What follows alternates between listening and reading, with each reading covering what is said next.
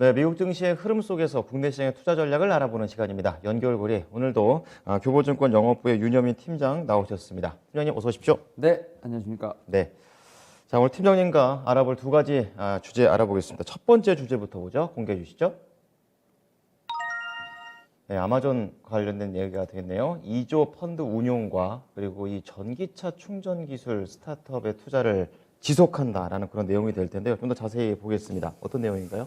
예, 일단 아마존닷컴 이제 어떻게 보면 클라우드로 가장 이제 유명한 회사긴 한데 일단은 지금 최근 이제 개별 스타트업에 좀 투자를 좀 시작을 한 모습을 좀 보여주고 있습니다. 뭐 네. 지난해 아마존 같은 경우 20억 달러 규모의 기후 이제 서약 펀드를 출범한 이후에 뭐 이제 리비안이라든지 뭐 카본큐에 좀 투자한 바가 있는데 이제는 좀 이제 미래 네. 좀 신사업 관련된 부분에 좀 투자가 좀 이루어지고 있다라고 볼 수 있을 것 같고 그렇군요. 최근에 나온 이제 뉴스를 보게 되면 한 세 군데 정도의 스타트업 회사에 좀 투자를 좀 진행한 것으로 보이고 있습니다. 일단은 금액은 좀 비공개로 알려져 있는데 일단 네. 뭐 내용을 좀 보게 된다면 첫 번째로 이제 미국 오스틴에 본사를 둔 리질리언트 파워라고 이제 해서 이 회사 같은 경우 전기차 충전 기술을 좀 개발하고 있는 회사라 볼 수 있을 것 같습니다. 네. 이제 결국 이제 아마존 같은 경우는 2030년까지 전기 밴 10만 대를 운영할 것을 이제 목표로 좀 세운 상태이기 때문에 네. 이러한 부분에 좀 시너지 효과를 좀 내기 위해서 지금 이 회사에 좀 투자를 하지 않나 좀 생각이 들고 있고 그리고 두 번째로는 이제 뭐 정확한 크기의 좀 디자인에 맞게끔 이제 박스를 만드는 스타트업이죠. 이제 CMC 머시너리도 지금 투자 리스트에 올라가 있는 상황이나 말씀드릴 수 있을 것 같습니다. 네네. 그리고 이제 세 번째로 항공 운송, 해물 이제 해송 화물, 뭐 중형 트럭 등에 좀 사용할 수 있는 초저탄소 이제 연료를 개발하는 인피니엄에 관련된 투자도 좀 늘었다라고 볼 수 있을 것 같은데 네. 일단 결국은 세 개 다 이제 어떻게 보면 친환경 관련된 부분들, 뭐 신사업 관련된 부분하고 좀 연관이 있다라고 좀 보여지고 있는 상황입니다. 결국 이제 이런 부분을 봤을 때 아마존이 좀 나아가야 할 어떻게 보면 좀 사업 방향에 대해서 좀 미리 볼 수 있지 않나 좀 생각을 하고 있고 이제 다만 이제 이렇게 신사업에 투자를 하고 있습니다만 본업인 이제 웹서비스인지 클라우드 같은 경우도 상당히 매출이 잘 나오고 있고요. 네. 또 최근에 영국 정보기관과 지금 계약을 맺은 걸로 나오고 있습니다. 뭐 예를 들어서 지금 007 시리즈가 상당히 좀 유명했죠. MI6 관련된 이제 어떤 그 해외 정보국, 그 다음에 이제 뭐 도청 장치 전문 정보기관인 정보통신본부와 지금 계약을 맺은 것으로 보이고 있는데 일단 국방부에서도 그렇고 지금 대부분의 영국의 이제 어떤 국가기관들이 지금 이런 아마존의 웹 서비스라든지 클라우드를 좀 이용을 하고 있다라고 볼 수 있을 것 같습니다. 네. 그에 따라서 계약 규모 같은 경우 뭐 10년 동안 뭐 우리나라 돈으로 한 800에서 지금 1조 6천억 정도가 확실히 이제 금액 자체가 정해진 건 아니지만 10년이기 때문에 좀 더 늘어날 수도 있다라고 좀 보시면 될 것 같아요. 이제 네. 그만큼 일단 이 아마존닷컴에서 제공하는 이제 서비스 같은 경우는 이제 민간 기업뿐만 아니라 이제 어떻게 보면 정보기관까지도 이용할 수 있는 부분이 있다. 다만 이제 영국 정부에서는 약간 좀 이제 한 기업에 좀 너무나 많은 이제 계약을 했기 때문에 그 정보의 유출에 관련된 부분에서 좀 약간 우려가 나오고 있는 부분이 있겠습니다만 그만큼 이제 아마존닷컴의 어떤 보안도 철저하다고 생각을 하기 때문에 이러한 좀 거대 계약이 계속 이루어지고 있지 않나 생각하고 있습니다. 네. 어쨌든 그 아마존 쪽의 내용을 좀 보게 되면 전체적으로 좀 친환경과 좀 더 가까운 그런 정책들이 많이 나오는 것 같아요. 근데 간밤에 미국 증시에서도 보면은 네네.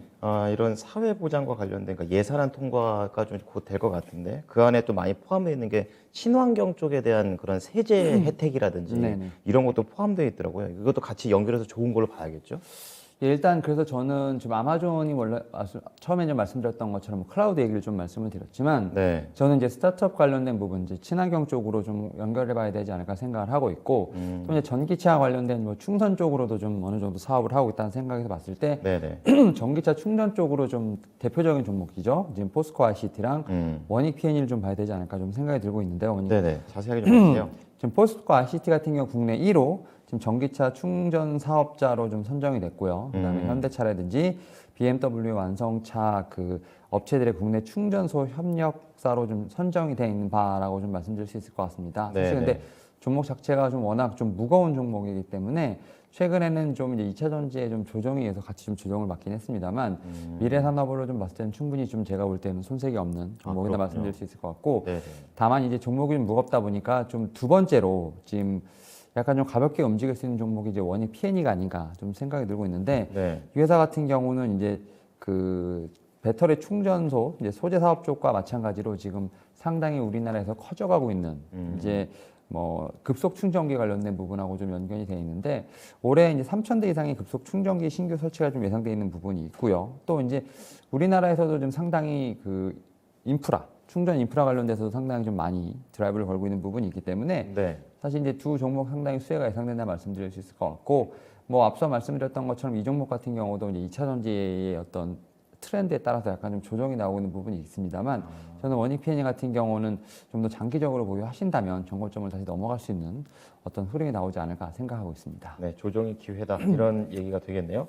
자, 첫 번째 내용 좀 알아봤고요. 두 번째 연결고리로 넘어가 보겠습니다. 주제 보여주시죠. 자, 이번에는 식음료 쪽이 되겠습니다. 이 코카콜라가 IBM과 전략적인 제휴를 했다고 하는데 드라이브스루 AI를 개발했다 뭐 이런 내용이 되겠습니다.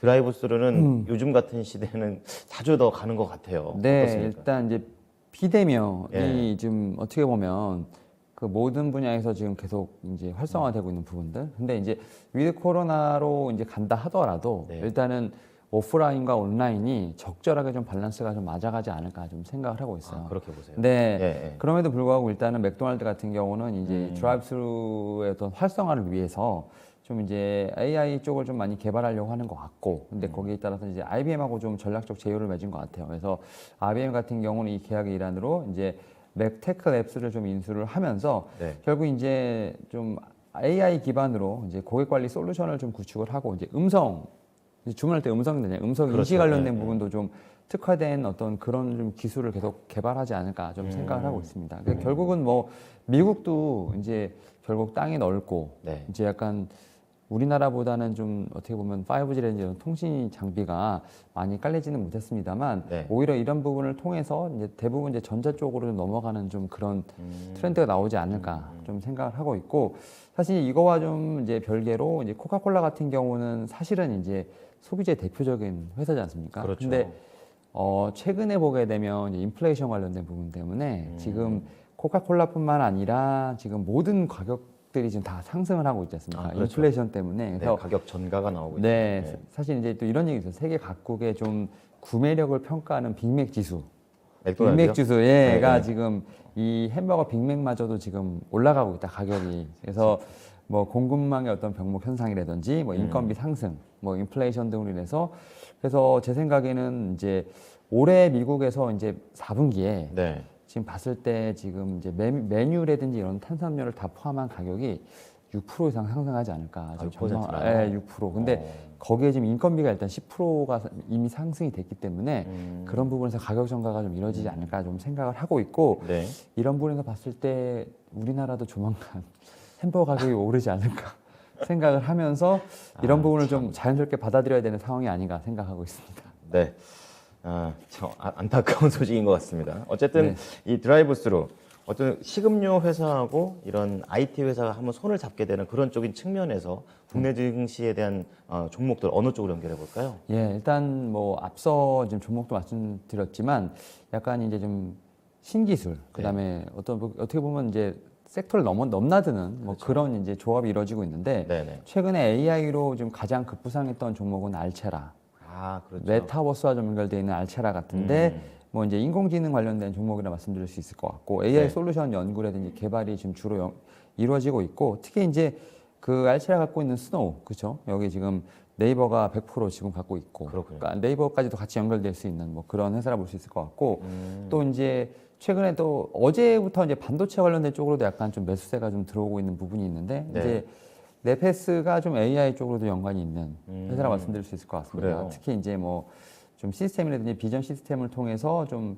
비즈니스를 좀 효율적으로 관리할 수 있는 좀 AI 기술이 좀 접목되어 있는 반도체 쪽에 있는 회사이기 때문에 사실 어제 좀 양봉을 그리면서 약간 좀 상승 추세 전환을 하려고 하는 모습이 조금은 나왔거든요. 그래서 최근에는 뭐 이제 메타버스, 뭐 네. 콘텐츠, 엔터테인먼트 쪽에 좀 많이 핫하죠. 수급이 못 들렸다면 예. 이제는 거기서 약간의 차익 매물들이 이제는 조금씩 뭐 반도체라든지 조선주 쪽으로 약간 좀 온기가 퍼져가고 있는 부분이 있기 때문에 오히려 지금 이제 좀 조정을 많이 받은 저가 매수 타이밍이니까. 이런 네페스 같은 이런 반도체 업체들 한번 편안하게 좀 담아볼 때가 되지 않았나 생각을 하고 있습니다. 네.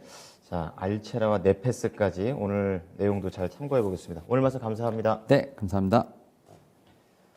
네, 지금까지 교보증권 영업부의 윤여민 팀장과 함께한 연결고리였습니다.